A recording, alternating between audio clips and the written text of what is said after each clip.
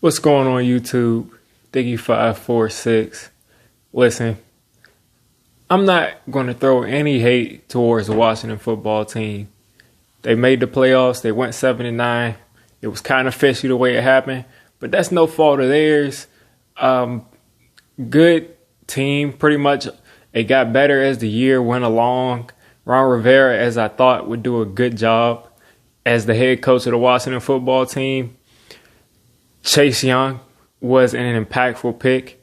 He was really important for them the entire year. Terry McLaurin took that next step as that dominant receiver. And when you look at the rest of their receiving core, when you put better quarterback play behind that receiving core, they actually look pretty good. Cam Sims, he's had a couple of good games this year. He went over 100 yards yesterday. They got a couple of good pieces. Antonio Gibson, Peyton Barber.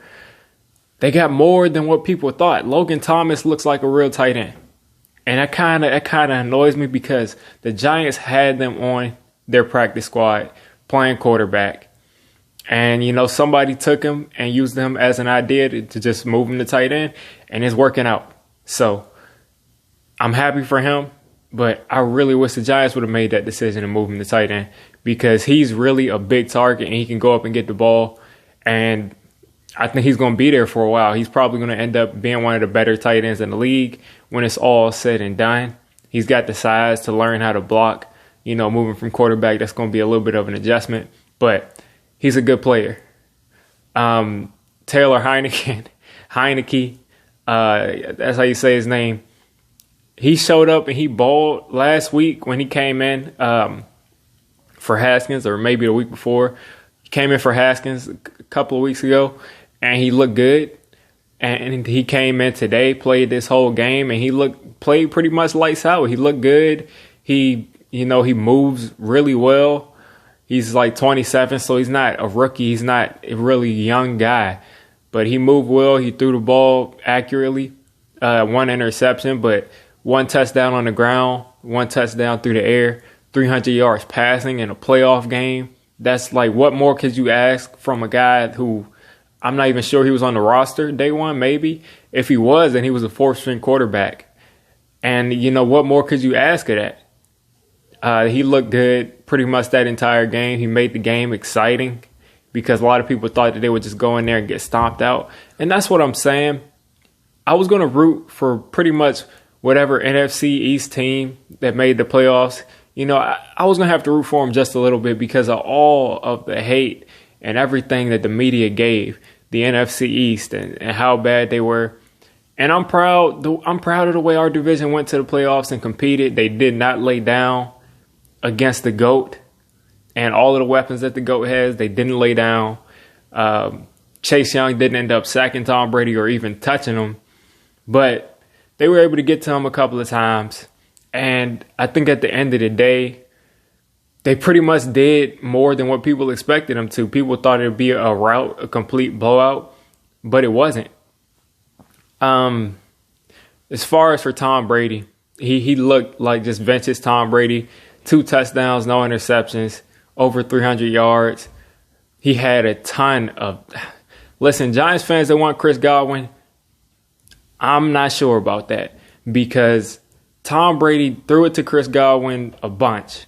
He caught some, but he dropped 4 passes in one playoff game, and I don't want any receiver with the moment is too big for him. Hopefully he can, rebound and, redeem himself in the future, but I don't like all those drops. Like we can't have that. But Brady looked great. They were able to run the ball, which I think is pretty much the kryptonite of the Washington defense is being able to run the ball. And they were able to do that early. And, when that kind of slowed down, Brady was able to really get into a rhythm.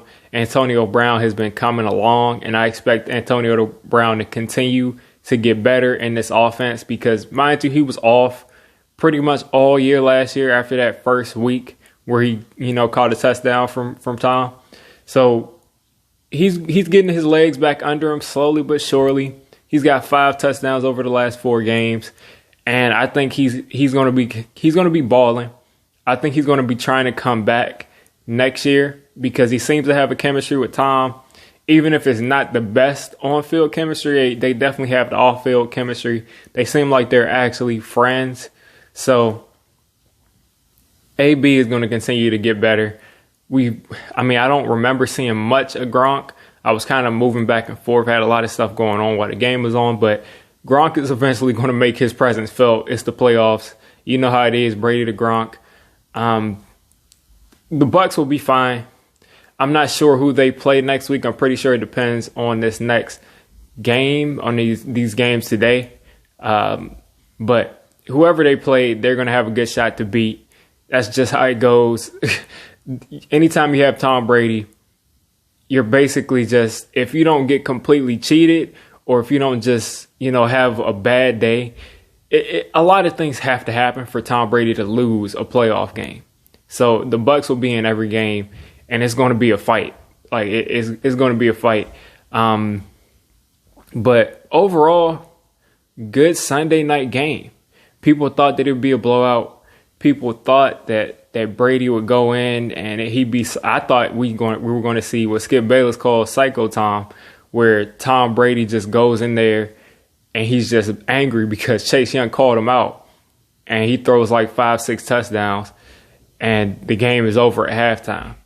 But Washington, they kept fighting, they kept at it, and a lot of people were saying Washington looks scary as far as how everything is going.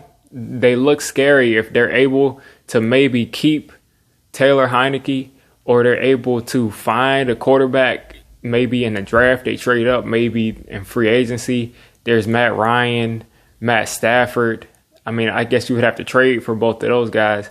But even Dak, maybe if they let Dak walk, if they can get a veteran quarterback that can get something out of these receivers, and they can add just one more explosive piece, because Terry McLaurin, I think, is going to be a top 10 receiver at the worst for the next, 5-6 years at least. If they can get something at quarterback and then another dynamic weapon, Washington really, really looks scary. And they're going to probably need a little bit more help in the secondary. But even then, they just got a lot of talent on that team. So thank you, Washington, for going there and not laying down in the playoffs. NFC East was a wild ride this year, but it's over. And come on, take a seat. Your season's over. Come take a seat on the couch.